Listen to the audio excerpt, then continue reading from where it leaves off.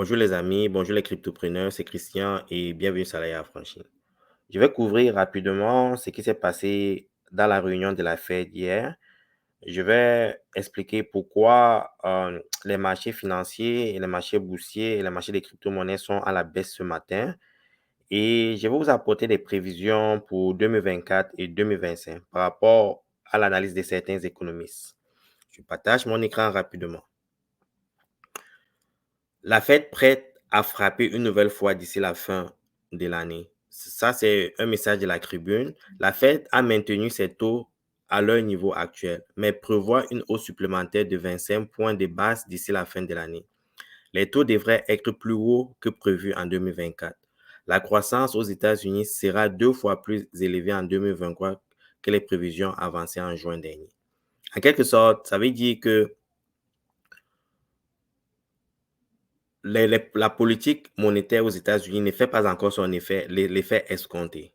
OK? En principe, il aurait été espéré on aurait espéré que il y ait un impact sur l'économie américaine. En quelque sorte, le rôle de la Fed, c'est de ramener le taux d'inflation vers le bas. Et si l'économie américaine est toujours forte, ça veut dire qu'il y a beaucoup d'emplois, ça veut dire que les gens continuent de consommer et ça veut dire que le taux d'inflation restera toujours un peu élevé. OK? Donc, ça veut dire que le plan originellement mis sur pied par la Fed ne marche pas à 100%. Je continue. Il y a dans notre groupe salarié affranchi, si vous voulez joindre le groupe, voici le numéro +1 416 275 24 14. Il y a des commentaires, par exemple, de nos contributeurs par Célio, qui fait un peu le même commentaire par rapport à ce qui est sorti de la Fed hier. La Fed maintient ses taux entre 5,25 et 5,50. Prévoit encore une hausse dans un futur proche. OK? Il y a Fred aussi qui dit, par exemple, dans ses recherches, 12 responsables de la Fed prévoient une nouvelle hausse des taux. Par contre, 7 responsables de la Fed ne voient plus de hausse des taux. Donc, 12 responsables qui représentent à peu près plus de presque 70%, je pense, hein, si j'analyse bien, pensent qu'il y aura encore des hausses au niveau des taux directeurs. Et la Fed prévoit des taux plus élevés pendant plus longtemps. OK? Il faut retenir ça, c'est très important. Maintenant, je continue. Vous voyez un peu l'effet sur les marchés. Vous vous levez le matin et puis l'effet est, les marchés sont cassés, les gens sont découragés, les gens vendent, les gens sortent du marché. C'est pour ça que le marché est rouge. OK? Il y a une corrélation entre ce message et ce qui se passe sur le marché. Maintenant, il est important, les amis, de lire à travers les mots. OK? Le président de la Réserve fédérale, Jérôme Powell, a refusé mercredi de dire s'il s'attendait à un atterrissage en douceur de l'économie américaine. Lorsqu'on lui a demandé lors d'une conférence de presse s'il considérait désormais l'atterrissage en douceur comme une attente de base, Powell a hésité.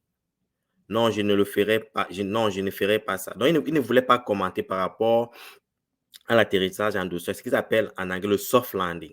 Et ils nous ont préparé depuis plus de 2 ans à un soft landing. Ça veut dire quoi le soft landing? Il faut d'abord comprendre ce que c'est le soft landing. On parle de soft landing ou atterrissage en douceur lorsque les autorités monétaires parviennent à modérer suffisamment les taux de croissance de l'économie pour éviter le surchauffe et l'excès d'inflation. Mais en maintenant cette croissance à un niveau suffisant pour éviter la récession. Pour réaliser une telle prouesse, il convient de piloter au mieux les taux d'intérêt, c'est-à-dire de ne pas les relever ni trop brusquement ni trop fortement. Tout à l'heure, quand j'ai lu, vous avez entendu dire que les économistes prévoient que la croissance aux États-Unis double par rapport à ce qui était originellement prévu. OK, il faut d'abord retenir ça.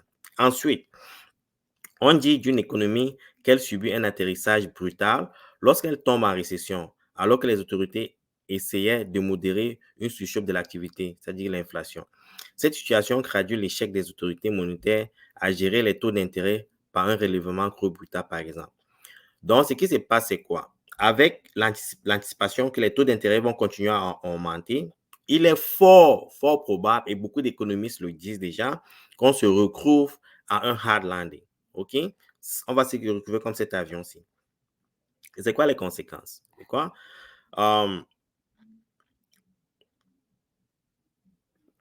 C'est quoi les conséquences? C'est quoi les conséquences? Les conséquences, c'est quoi? Si on arrive à un hard landing, on va se retrouver à une période de récession et de dépression. OK?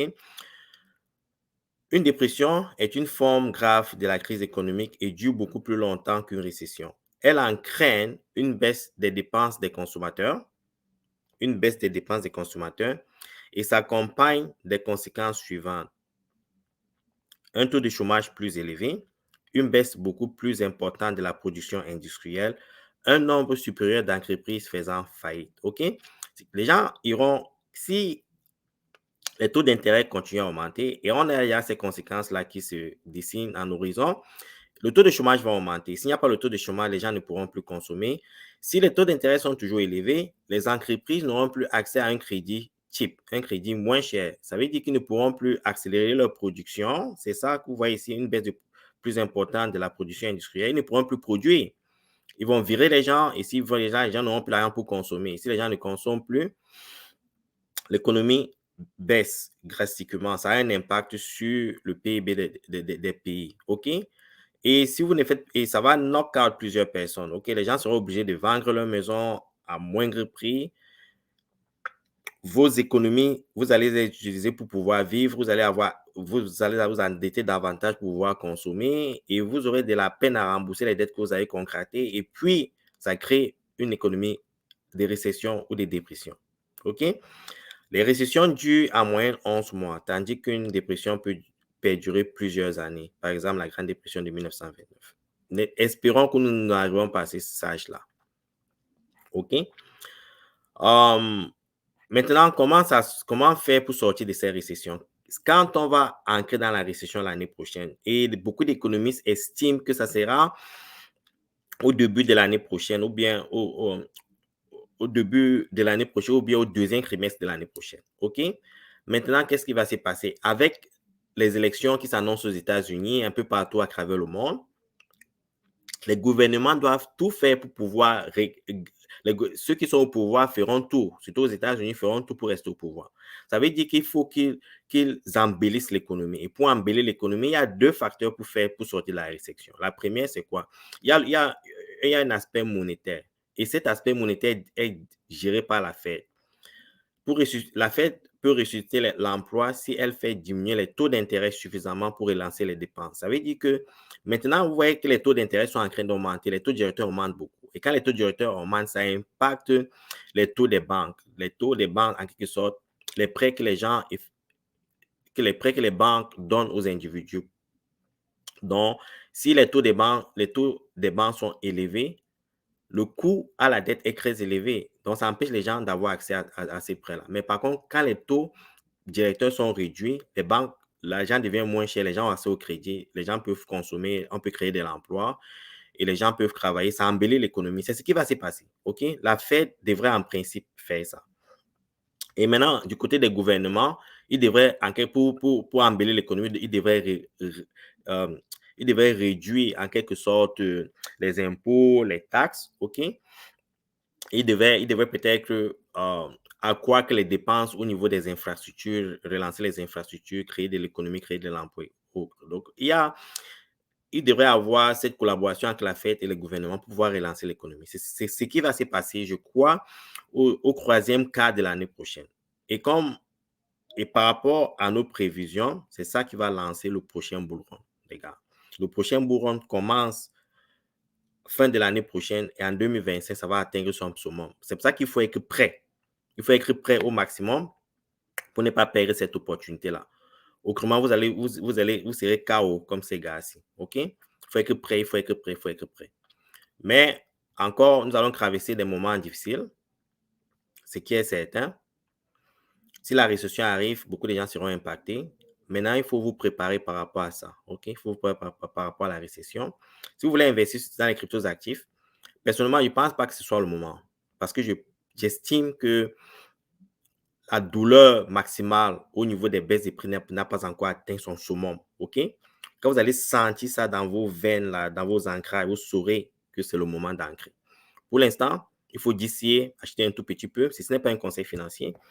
Et quand le moment viendra, vous saurez, les gars. Quand la panique va toucher l'économie, vous saurez. Ça arrive, ce n'est plus loin. On est proche de ça. Et préparez-vous seulement en trouvant un deuxième job, maximisez les fiat pour pouvoir ancrer au maximum, acheter le maximum de crypto possible. OK? Encore, si ce n'est pas un conseil financier, bonne soirée à vous tous. Si vous avez des questions, vous savez comment me joindre. Ciao.